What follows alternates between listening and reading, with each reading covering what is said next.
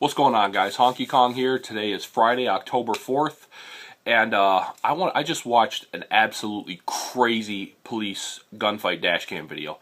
This happened out in Oregon, and it will be linked in the description. Definitely check it out. The video is insane. It's intense. Really very riveting. So check it out when you get a chance.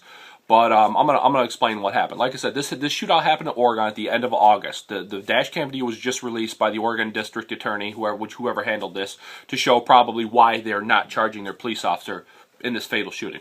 So here's what happens. The two main people in this video are 29-year-old Officer Matthew Zistel. He's either a Oregon State Trooper or a highway patrolman, one of the two. And 34-year-old John Allen. Okay, and this happened near the community of the Dalles, Oregon. Okay, it happened on I-84 freeway. So, Officer Zistel gets behind John Allen, decides to pull him over. I guess John Allen was speeding, that's what he said. So, they pull over to the side of the road. Now, here's where this stop immediately goes bad. John Allen jumps out of his vehicle. Okay, that's first no-no. When you're pulled over by the police, you don't jump out. He jumps out, standing in front of his vehicle with his hand behind his back. Now, he's also dressed head to toe in desert camouflage, like desert ACUs. I don't know what the fuck he's wearing these for, but he jumps out wearing desert ACUs. Okay, he's standing there with his hand behind his back in a threatening manner. So, you know, pull that shit in Detroit, jump out on a cop like that with your hand behind your back. There's a good chance they're going to lay you down right there just for doing that. But Officer Matthew Zistel says, "Sir, please get back in your car. Please get back in your car." And you hear John Allen yelling, "Why'd you stop me?" And Zistel explains. He says, "I stopped you for speeding. Please get back in your car. Please get back in your car." Well, John Allen's not having it. This goes on for a couple seconds. The whole time John Allen's standing there, very threatening, very menacingly, with his hand behind his back. Then John Allen starts to approach Officer Zistel. Now remember, this is dash cam from Zistel's cruiser, so it's facing towards Allen in his car. Allen starts to walk towards Zistel with his hand still behind his back. Now, I would hazard a guess to say at this point, most police officers probably would have lit this dumb motherfucker up and dropped him right there. Not Zistel. Zistel's still trying to defuse this situation, saying, "Sir, please get back in your car. I stopped you for speeding. Sir, get back, please get back in your car."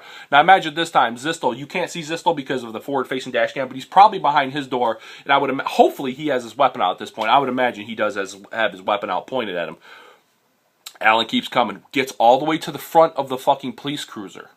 Allen pulls his hand out from behind his back and opens fire on Zistel. Zistel shoots back, okay? Now, like I said, I'm assuming what happened is Zistel probably retreated from behind his driver's side door around the back of his cruiser, and they exchanged some shots on the passenger side. And you also see Allen run around the front of the cruiser. And you can see at one point where he gets to the passenger side from the front of the cruiser, he bucks up, he hunches up. If you've ever seen anybody shot in real life, or you went deer hunting and you've shot a deer, a lot of times when a bullet impacts, you'll see people tense and flinch up like this, like they've been punched. And that's exactly what happened. You could clearly see Allen go like this around the front passenger side of Zistel's cruiser. So at this point, I'm watching the video, I'm like, okay, he got shot. Allen runs back around the front, still looking at, to try and find out where Zistel is. Runs back to his car, the whole time looking back, gets in it, takes off down the road. Okay. Now, Zistel was also shot in this encounter. He was hit in his side, but I guess he made a full recovery. I'd say this video, once the shooting started, these guys probably fired 15, maybe 20 rounds max between each other, together at each other. I don't know how many. I'm assuming probably about 15 to 20 rounds between the two. They shot at each other. The shootout happens real quick. So, Allen takes off down the road. Now, he's got his 3 children in the car. This is the sad part. This fucking absolutely sucks. He takes off, gets down the road. The police chase him. When they pull up to him, he's like a mile and a half, something like that down the road. Pulled off to the side, and he slumped over his steering wheel, dead. He was mortally wounded by Zistel. Zistel had a good center mass hit, and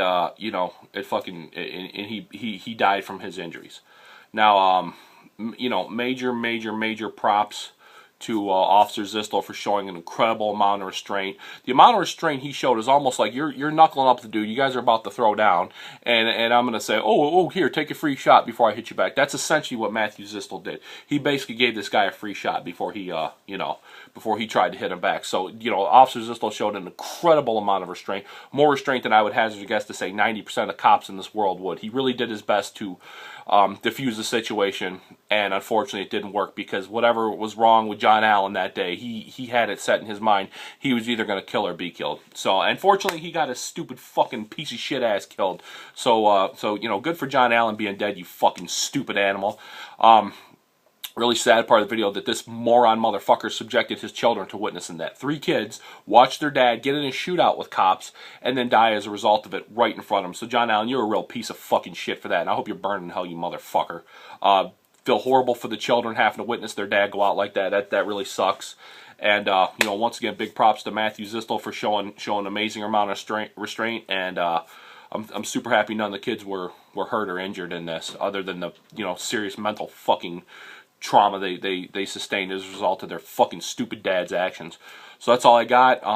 Everybody be safe, and I'm out. Peace.